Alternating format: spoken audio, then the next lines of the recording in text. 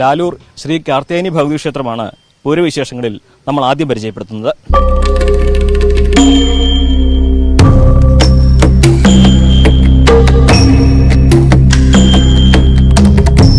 തൃശൂർ പൂരത്തിന് തുടക്കം കുറിച്ചുള്ള കൊടിയേറ്റങ്ങളിൽ ഏറ്റവും ആദ്യം കൊടിയേറ്റം നടക്കുന്നത് ലാലൂർ അമ്പലത്തിലാണ്.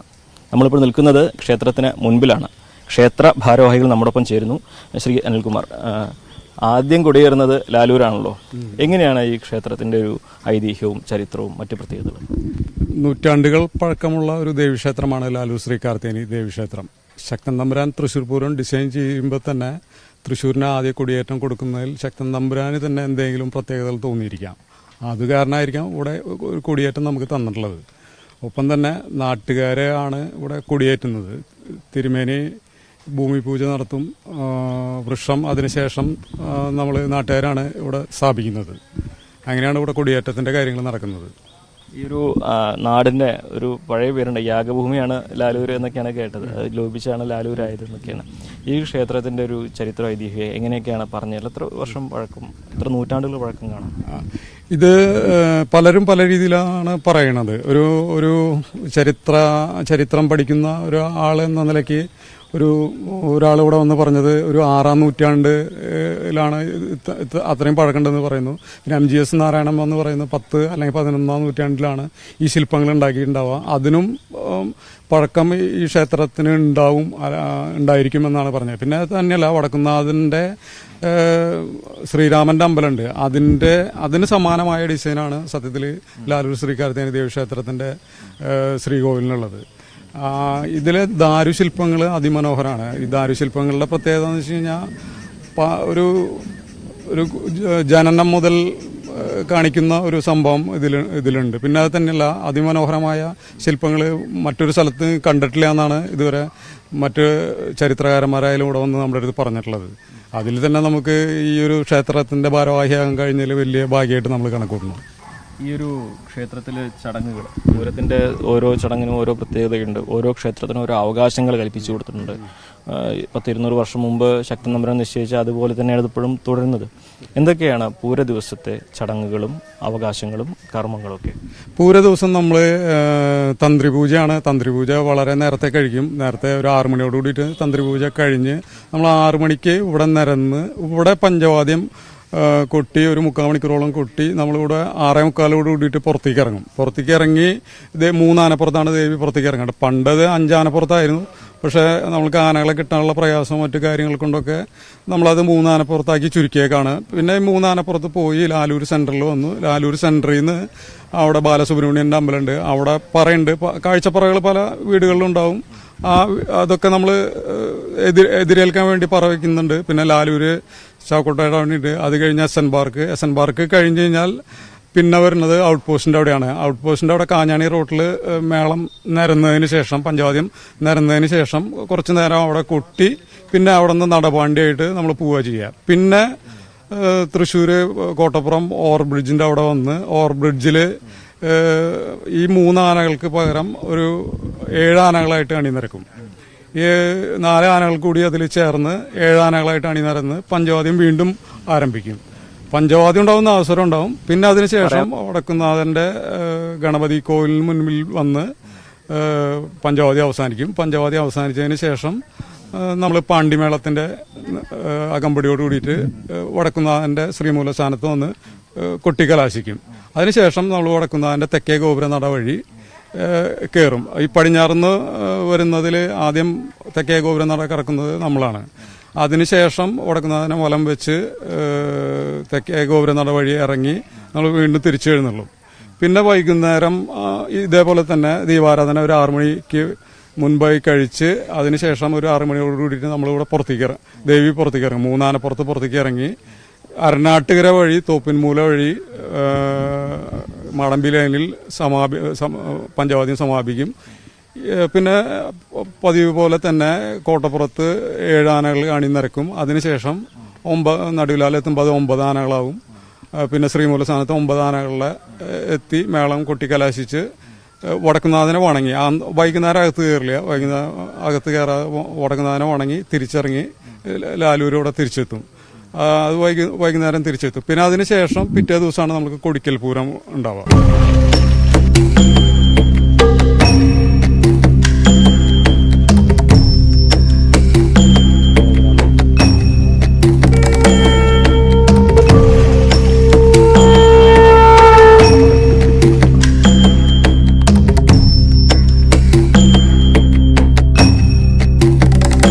ക്ഷേത്രത്തിലിപ്പോൾ ഉത്സവ സംബന്ധമായിട്ടാണെങ്കിൽ രാവിലെ നിർമ്മാല്യ ദർശനം, ഉഷപൂജ, ഗണപതി ഹോമം, ഇതിനുശേഷം കലശപൂജ കഴിഞ്ഞാൽ ഉടനെ തന്നെ ആറാട്ടാണ്. ആറാട്ട് കഴിഞ്ഞ് വന്നിട്ട് കലശം ആടി അതിനുശേഷം ഉച്ചപൂജയോടുകൂടി ശ്രീഭൂതബലിയാണ് രാവിലത്തെ ചടങ്ങുകൾ. ശേഷം വൈകുന്നേരം 5 മണിയോടുകൂടി നട തുറന്ന് അതിനുശേഷം അലങ്കാര ദീപാരാധന, വിശേഷാൽ ചുറ്റുവിളക്ക്, അതോടൊപ്പം തന്നെ അത്താഴ പൂജയാണ് ഉത്സവ സംബന്ധമായിട്ടുള്ള പൂജാവിധികൾ വരുന്നത്.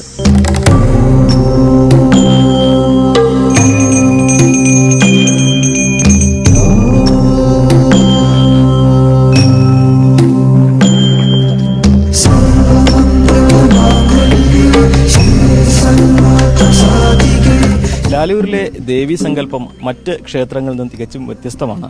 ശൈശവഭാവത്തിലുള്ള ദേവീ സങ്കല്പമാണ് ഇവിടെ എന്നാണ് പറയുന്നത്. നമ്മോടൊപ്പം ക്ഷേത്രം രക്ഷാധികാരി സലേഷ് ചേരുന്നുണ്ട്. എന്താണ് ഈ ശൈശവഭാവത്തിലുള്ള സങ്കല്പം? ലാലൂർ ദേവിയുടെ പ്രത്യേകത തന്നെ മറ്റുള്ള ക്ഷേത്രങ്ങളെ അപേക്ഷിച്ചിട്ട് ശൈശവഭാവമാണ് ഇവിടെ ഉള്ളത്. മറ്റുള്ള അമ്പലങ്ങൾ പോലെ ദേവീ ക്ഷേത്രങ്ങൾ നമ്മൾ കണ്ടുവരുന്ന കുങ്കുമം, മഞ്ഞൾ, അതൊന്നും ഈ ക്ഷേത്രത്തിലില്ല. ഇവിടെ ആകെ ഉള്ളത് പ്രസാദം, കളപ്പം, ചന്ദനമാണ് കൊടുക്കുന്നത്. പിന്നെ വെടിക്കെട്ട് ശൈശവഭാവമായതിനാൽ വെടിക്കെട്ടിന് ഇവിടെ പ്രാധാന്യമില്ല. ദേവി ഓൾറെഡി ശൈശവഭാവത്തിലാണല്ലോ, അപ്പോൾ അതിന് വെടിക്കെട്ടിന് ഇവിടെ പ്രാധാന്യമില്ല. പിന്നെ ഈ കുട്ടികളില്ലാത്ത ആൾക്കാരുകൾ ഇവിടെ വന്ന് ദേവിനെ വിളിച്ചാൽ പ്രാർത്ഥിക്കുകയാണെങ്കിൽ അതിനൊരു പരിഹാരം എന്നുള്ളത് നമ്മളിവിടെ കണക്കാക്കി വിശ്വസിക്കും.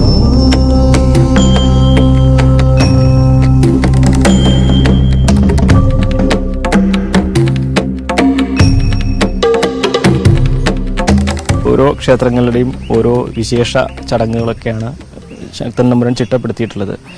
ലാലൂരിനെ സംബന്ധിച്ച് ഒരുപാട് കാലം അത്ര വിസ്മൃതിയിലാണ്ട് പോയ ഒരു ചരിത്രമൊക്കെ അതിനുണ്ട് എന്നാണ് കേൾക്കുന്നത്. ഇപ്പോഴത്തെ ഒരു സാഹചര്യങ്ങൾ എങ്ങനെയാണ്? ഞാൻ അതായത് എൻ്റെ 17-16 വയസ്സ് മുതൽ ഞാനിവിടെ ഭഗവതിയെ ആറാട്ടിന് എടുക്കുന്ന സമയത്ത് വരാറുണ്ട്. ഭഗവതിക്ക് പ്രായം 16-17, ഇപ്പോഴും 16-17 ശരിക്കും നമ്മുടെ ഒരു സുഹൃത്ത് അല്ലെങ്കിൽ ഒരു സഖി എന്നൊക്കെ പറയുന്ന ആ ഒരു ഭാവത്തിൽ തന്നെയാണ് ഞാനും പ്രാർത്ഥിക്കാറ്. ഇപ്പൊ പ്രാർത്ഥന എന്ന് പറയുന്നത് നമ്മൾ നിത്യം വന്നിട്ട് വേറെ ശ്ലോകങ്ങളൊന്നും അല്ല, നമ്മൾ മനസ്സോറെ നമ്മൾ തൊഴുതു പോവുക. ചിലപ്പോൾ എന്താണ് വിശേഷം എന്ന് ഞാൻ അങ്ങോട്ട് ചോദിക്കാറുണ്ട്. അപ്പൊ നമ്മളൊന്ന് വന്ന് കാണുക. നമുക്ക് ഏറ്റവും എന്ന് വെച്ചാൽ നമ്മൾക്ക് എല്ലാവരും ഉണ്ടായാലും ചില സമയത്ത് നമ്മൾ അനാഥരായി പോകുന്ന ഘട്ടങ്ങളുണ്ടാവും നമ്മുടെ ജീവിതത്തിൽ. ആ സന്ദർഭങ്ങളിൽ നമുക്കൊരാൾ തുണയുണ്ട് അല്ലെങ്കിൽ നമ്മളിൽ ഒരാളുണ്ട് കൂടെ എന്നുള്ള ഒരു ഫോഴ്സ് തരുന്ന പോലെ തന്നെയാണ്.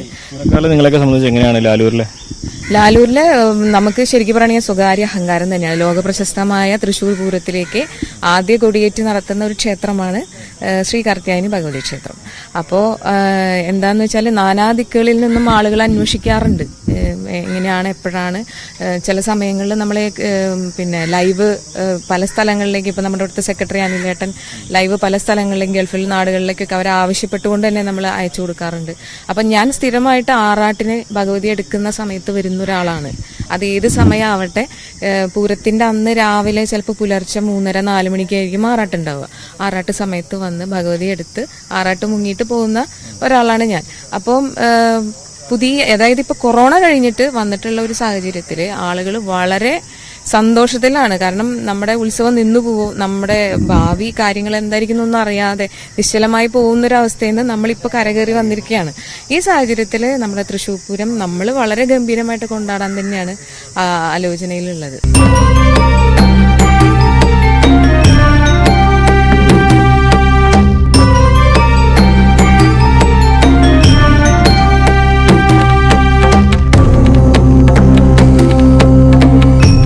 തൃശൂർ പൂരവുമായി ബന്ധപ്പെട്ട് ഓരോ ക്ഷേത്രത്തിനും കൃത്യമായ ചിട്ടവട്ടങ്ങളാണ് ശക്തൻ തമ്പുരാൻ നിഷ്കർഷിച്ചുള്ളത്. കാലങ്ങൾക്കിപ്പുറവും അത് അതേപോലെ തന്നെ തുടരുകയാണ്. ഇത് പരസ്പരം വ്യത്യസ്തമാണ്.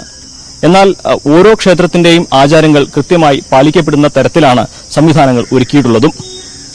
നമ്മളിപ്പോൾ അടുത്തതായി കാണാൻ പോകുന്നത് അയ്യന്തോൾ ദേവീക്ഷേത്രത്തിലെ വിശേഷങ്ങളാണ്. ഘടകക്ഷേത്ര സങ്കല്പങ്ങളിൽ സവിശേഷ സ്ഥാനമാണ് അയ്യന്തോൾ ശ്രീ കാർത്തേനി ദേവീക്ഷേത്രത്തിനുള്ളത്. ആയിരപ്പറയും 13 ആനകളെ അണിനിരത്തിയുള്ള എഴുന്നള്ളത്തുമെല്ലാം ഈ ക്ഷേത്രത്തിന്റെ മാത്രം പ്രത്യേകതകളാണ്.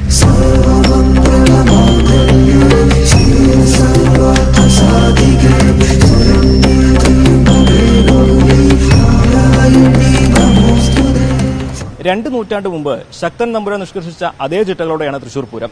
ഘടകക്ഷേത്രങ്ങൾക്കും അതുപോലെ ചട്ടങ്ങളും ശക്തൻ തമ്പുരാൻ നിഷ്കർഷിച്ചിട്ടുണ്ട്. അക്കൂട്ടത്തിൽ ഏറ്റവും വ്യത്യസ്തമായ വേറിട്ട ചില സങ്കല്പങ്ങൾ അയ്യന്തോൾ കാർത്യായനി ദേവീക്ഷേത്രത്തിലുണ്ട്. നമ്മോടൊപ്പം ക്ഷേത്ര മേൽശാന്തി ശ്രീ രാമൻ നമ്പൂതിരിയാണ് ചേരുന്നത്. അയ്യന്തോളിനെ വേറിട്ട് നിർത്തുന്ന, മറ്റ് ഘടകക്ഷേത്രങ്ങൾ വേറിട്ട് നിർത്തുന്ന സങ്കല്പങ്ങളും കാര്യങ്ങളും എന്തൊക്കെയാണ്? തൃശ്ശൂർ പൂരത്തിനോട് ബന്ധപ്പെട്ട് നിൽക്കുന്ന ഘടകപൂരങ്ങളിൽ വളരെ പ്രധാനപ്പെട്ട ഒരു ചെറുപൂരങ്ങളിലൊന്നാണ് അയ്യന്തോൾ കാർത്യായനി ക്ഷേത്രത്തിൽ പൂരം എഴുന്നള്ളിപ്പ്. എല്ലാ ക്ഷേത്രങ്ങളിലും കൊടിയേറി കാലത്ത് മറ്റുള്ള ചടങ്ങുകൾക്കൊക്കെ ശേഷം ഇവിടെ ഒരു പ്രാധാന്യം എന്ന് പറയാൻ 7 ദിവസം ക്ഷേത്രക്കുളത്തിൽ ആറാട്ടും അതുപോലെ തന്നെ 8-ാം ദിവസം നടുവിൽ മഠത്തിൽ ആറാട്ട് എന്നുള്ളൊരു പ്രത്യേകത ഈ അയ്യന്തോൾ കാർത്യായനി ക്ഷേത്രത്തിലുണ്ട്. മറ്റുള്ള ഘടകപൂരങ്ങളൊന്നും തന്നെ ഈ നടുവിൽ മഠത്തിൽ ആറാട്ട് ഇപ്പോൾ നടക്കുന്നില്ല. കാലക്രമേണ നിന്നു പോയതാണോ അതോ ഉണ്ടായിരുന്നോ എന്നുള്ളത് നമുക്ക് അറിവിലില്ല. പക്ഷേ ഇപ്പോൾ തിരുവമ്പാടി പാറമേക്കാവ് ഒഴിച്ച് അയ്യന്തോൾ മാത്രമേ ഇപ്പോൾ നടുവിൽ മഠത്തിൽ ആറാട്ട് നടക്കുന്നുള്ളൂ. പൂരം കൊടികേറുന്നതിന് മുമ്പേ ക്ഷേത്രശുദ്ധി വരുത്തിയതിന് ശേഷം, ബിംബശുദ്ധി വരുത്തിയതിന് ശേഷം, ദ്രവ്യകലശ അഭിഷേകം കഴിഞ്ഞതിന് ശേഷമാണ് ഇവിടെ തൃശ്ശൂർ പൂരത്തിന് കൊടികേറുന്നത്.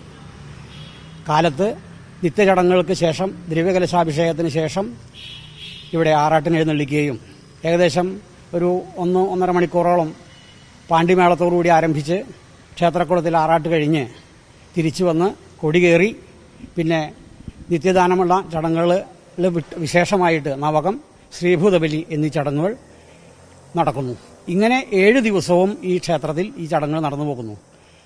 അതിനുശേഷം ഈ ഓരോ ദിവസവും ക്ഷേത്രത്തിനോട് ബന്ധപ്പെട്ട ഊരായ്മ ഇല്ലങ്ങളിലും അതുപോലെ ക്ഷേത്രത്തിനോട് ബന്ധപ്പെട്ട മറ്റ് ക്ഷേത്രങ്ങളിൽ 1-2 ക്ഷേത്രങ്ങളിൽ ഇറക്കി പൂജയും ഇവിടെ നടന്നു വരുന്നു. 2-ാം ദിവസം ചെമ്പുക്കാവ് ഭഗവതി, അയ്യന്തോൾ ഭഗവതിയും ഏടത്തി അനിയത്തി എന്നുള്ള സങ്കല്പത്തിൽ അനുജത്തിയെ കാണാൻ പോവുകയും അവിടെ നിന്ന് ചെമ്പുക്കാവ് ഭഗവതി ഏടത്തിയെ കാണാൻ വരിക എന്നുള്ള സങ്കല്പത്തിൽ ഈ 2-ാം ദിവസം ചടങ്ങ് ഇവിടെ നടക്കുന്നുണ്ട്. കാലത്ത് ചെമ്പുക്കാവിൽ അവരുടെ നിത്യചടങ്ങുകൾക്ക് ശേഷം ചെമ്പുക്കാവ് ഭഗവതി ഇവിടെ വന്ന് ഇറക്കി പൂജയും അതുപോലെ ഇവിടുത്തെ നിത്യദാന ക്ഷേത്ര ചടങ്ങുകളൊക്കെ കഴിഞ്ഞതിന് ശേഷം ഉച്ചയ്ക്ക് ഇവിടെ നിന്നും ഇവിടെ അടുത്തുള്ള തട്ടകത്തുള്ള കുറച്ച് പറകളൊക്കെ എടുത്തതിന് ശേഷം ചെമ്പുക്കാവിൽ ഇറക്കി പൂജ കഴിഞ്ഞ് തിരിച്ചിവിടെ ക്ഷേത്രത്തിൽ വന്ന് ഇറക്കി പൂജ കഴിഞ്ഞതിന് ശേഷം നിത്യ പൂജകളായിട്ടുള്ള താഴ്പൂജ, ദീപാരാധന കാര്യങ്ങളൊക്കെ നിത്യം നടന്നു വരുന്നു. ഇങ്ങനെ എല്ലാ ദിവസവും 2-ാം ദിവസം കഴിഞ്ഞ് 3-ാം ദിവസം ക്ഷേത്രത്തിനോട് ബന്ധപ്പെട്ട മറ്റൊരു ഊരായ്മ ഇല്ലമായ അല്ലെങ്കിൽ മനയായ പടിഞ്ഞാറ്റെടുത്ത മനയ്ക്കിലേക്ക് ഇറക്കി പൂജ. അന്നേ ദിവസം വൈകുന്നേരം ഇവിടെ വിശേഷാലായിട്ട് ഒരു വിളക്കാചാരം ചടങ്ങ് എന്ന് ഇവിടെ നടന്നു വരുന്നു. ഇതൊക്കെ പൂർവികമായിട്ട് നിശ്ചയിച്ചിട്ടുള്ള ചടങ്ങുകളാണ്. 4-ാം ദിവസം ഈ ക്ഷേത്രത്തിനോട് ബന്ധപ്പെട്ട മറ്റൊരു ക്ഷേത്രമായ പുറനാട്ടിലെ മഹാവിഷ്ണു ക്ഷേത്രത്തിലേക്കും ആ ക്ഷേത്രത്തിലേക്ക് പോകുമ്പോൾ ഉച്ചയ്ക്ക് ശേഷം ഇവിടുന്ന് ഇറങ്ങുക. അത് കഴിഞ്ഞാൽ തട്ടകത്തുള്ള ഏരിയയിലുള്ള പറകളൊക്കെ കഴിഞ്ഞതിന് ശേഷം പുറനാട്ടുകര മഹാവിഷ്ണു ക്ഷേത്രത്തിൽ ചെന്ന് ഇറക്കി പൂജ കഴിഞ്ഞ് തിരിച്ച് ക്ഷേത്രത്തിലേക്ക് എഴുന്നള്ളുകയും നിത്യചടങ്ങുകൾ ഉണ്ടാക്കുകയും ചെയ്യുന്നു. അതിനുശേഷം പിന്നെ 5-ാം ദിവസം ഇതേമാതിരി തന്നെ പുല്ലഴി അയക്കാട്ട് മനക്കിലേക്കും ഇതുപോലെ മുമ്പേ ഉണ്ടായിരുന്ന പോലെ ഇറക്കി പൂജ കഴിഞ്ഞ് അടുത്തുള്ള 1-2 ഇല്ലങ്ങളായ പുതൂരുമനയിലെയും മറ്റൊരു കിഴക്കിനടുത്ത് മലയിലെയും ഇറക്കി പൂജ കഴിഞ്ഞ ശേഷം തിരിച്ചു വന്ന് ഇവിടെ നിത്യചടങ്ങുകൾ നടക്കുന്നു. അതേമാതിരി 6-ാം ദിവസം ഈ ക്ഷേത്രത്തിൻ്റെ തന്നെ ഊരായ്മ ഇല്ലമായ കിഴക്കിനടുത്ത് മനയിലേക്കും ഇറക്കി പൂജ നടക്കുന്നു. പകല് ഇറക്കി പൂജ കഴിഞ്ഞ ശേഷം തിരിച്ചു വന്ന് വൈകുന്നേരം അത്താഴപൂജ, ദീപാരാധന, അത്താഴപൂജ എന്നിവ നടന്നു വരുന്നു.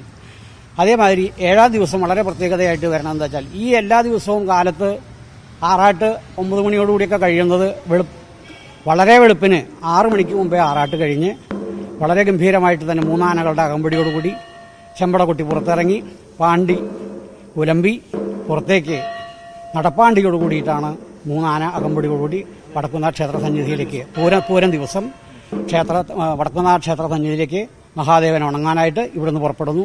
3 ആനയുടെ അകമ്പടിയോടുകൂടി ക്ഷേത്രത്തിന് പുറത്ത് കടന്ന് ഏതാണ്ട് ഈ വഴികളിൽ മുഴുവൻ നിറപറയും നിലവിളക്കും വരച്ച് വളരെ ഭംഗിയായിട്ട് അലങ്കാരത്തോടുകൂടി എല്ലാ ഭക്തജനങ്ങളും സ്വീകരിച്ച് ആ സ്വീകരണം ഏറ്റുവാങ്ങിക്കൊണ്ടാണ് വടക്കുന്നാഥിലേക്ക് എഴുന്നള്ളുന്നത്. ഈ 3 ആന അകമ്പടി ഏതാണ്ട് കോട്ടപ്പുറം മേൽപ്പാലം കഴിഞ്ഞതിന് ശേഷം അവിടെ നിന്നും 5 ആനയും 7 ആനയായിട്ട് പഞ്ചവാദ്യത്തോടുകൂടി നടുവിലാൽ വരെ ചെല്ലുന്നു. നടുവിലാലിൻ്റെ അവിടെ നിന്ന് പഞ്ചവാദ്യം അവസാനിച്ച് അവിടെ നിന്നും അതിഗംഭീരമായിട്ടുള്ള പാണ്ടിമേളം 13 ആനകളുടെ അകമ്പടിയോടുകൂടി ശ്രീമൂലസ്ഥാനം വരെ ഇത് തുടർന്നു. ആ മേളം പാണ്ടിമേളം അവിടെ അവസാനിച്ച് ക്ഷേത്രത്തിനുള്ളിലേക്ക് മഹാദേവനെ വണങ്ങുന്നതിന് ത്രിപട കൊട്ടി ക്ഷേത്ര പ്രദക്ഷിണം കഴിഞ്ഞ് തെക്കേ ഗോപുരനടയിൽ വന്ന് ത്രിപട കലാശിച്ചുകൊണ്ട് കൊമ്പുപറ്റ് കുഴപ്പറ്റ് എന്നീ ചടങ്ങുകൾ ശേഷം ചെമ്പട കൊട്ടി പുറത്തിറങ്ങി തെക്കേ ഗോപുരം വഴി പുറത്തിറങ്ങി തിരിച്ച് ക്ഷേത്രത്തിലേക്ക് എഴുന്നള്ളുന്നു എന്ന് കാലത്തെ ചടങ്ങുകൾ പ്രത്യേകം പറയാനുള്ളത്.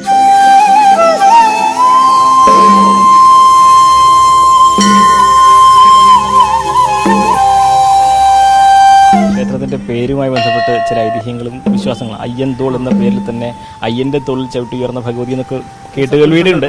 എന്താണ് അത്? അതായത് സാധാരണ പുരാണങ്ങളിൽ പറയുന്നത് പോലെ കൃഷ്ണാവതാര കഥകളായിട്ട് വളരെയധികം ബന്ധമുള്ളതാണ് ഈ ക്ഷേത്രത്തിന്റെ ഐതിഹ്യം. ഭഗവാൻ ശ്രീകൃഷ്ണൻ ജനിക്കുന്നതിന് മുമ്പേ ഒരു ക്രൂര സ്വഭാവമായിട്ടുള്ള കംസനെ നിഗ്രഹിക്കാൻ വേണ്ടി ഈശ്വരൻ തന്നെ നിശ്ചയിച്ച് എന്തു വേണമെന്ന് ആലോചിക്കുമ്പോൾ അവിടെ ദേവകി വസുദേവരുടെ പുത്രനായിട്ട് ഭഗവാൻ അവതരിക്കുകയും കംസനെ വധിക്കാൻ വേണ്ടി അവതരിക്കുകയും ചെയ്തിട്ടുണ്ട്. പക്ഷെ അതിനു മുമ്പേ ഈ കംസന് ഈ തൻ്റെ അന്തകം ജനിച്ചിട്ടുണ്ട് എന്നുള്ളതൊരു അറിവ് കൊടുക്കുന്നതിന് വേണ്ടി 7ാമത്തേതായിട്ട് അവരുടെ പുത്രിയായിട്ടാണ് അയ്യന്തോൾ ശരിക്കും ഭഗവതി അവതരിച്ചിട്ടുള്ളത്.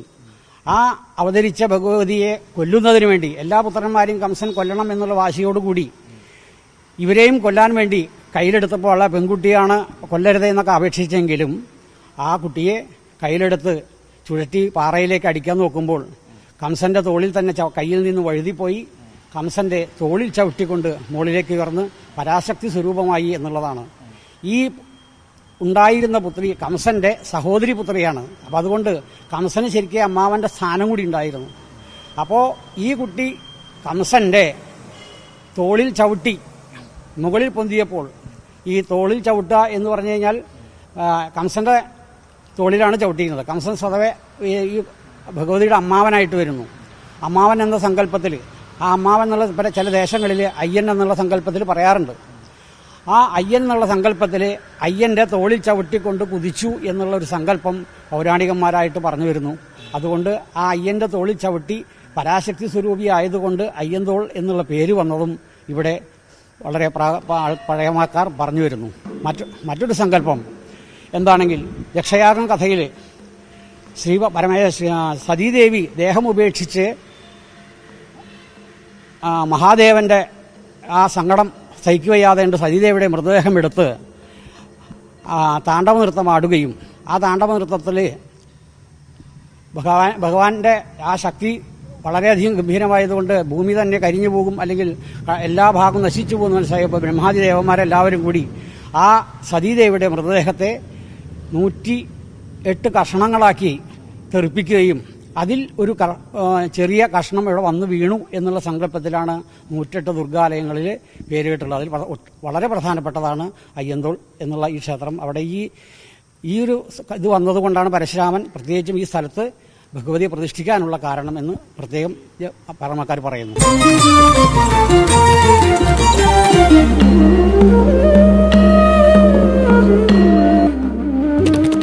ഒരു ചടങ്ങിൽ ഏറ്റവും വേറിട്ട് പറ എടുപ്പ് ഏറ്റവും അധികം ഉള്ളത് അയ്യന്തോൾ ക്ഷേത്രത്തിനാണ്. 1000 പറ എന്നൊക്കെയാണ് പറഞ്ഞു കേൾക്കുന്നത്, അല്ലേ? എങ്ങനെയാണ്?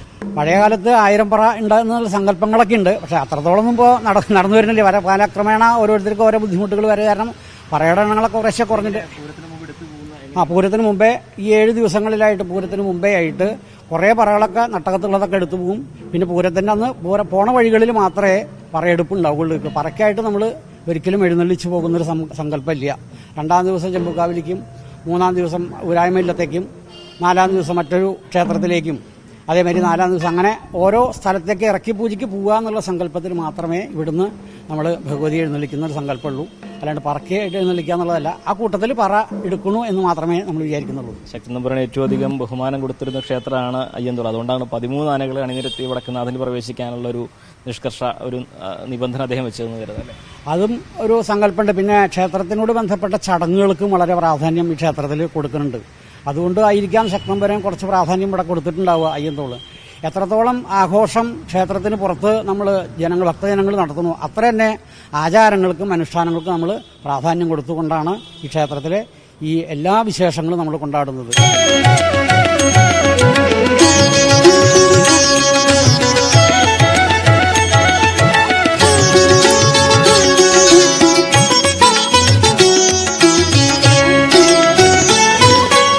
ഘടകക്ഷേത്രങ്ങളിൽ അയ്യന്തോളിന്റെ സ്ഥാനം എന്തുകൊണ്ട് വിശേഷപ്പെട്ടതാകുന്നു, വേറിട്ടതാകുന്നു എന്ന് ഈ ഒരു കാരണങ്ങൾ കൊണ്ടൊക്കെ തന്നെ വ്യക്തമായല്ലോ.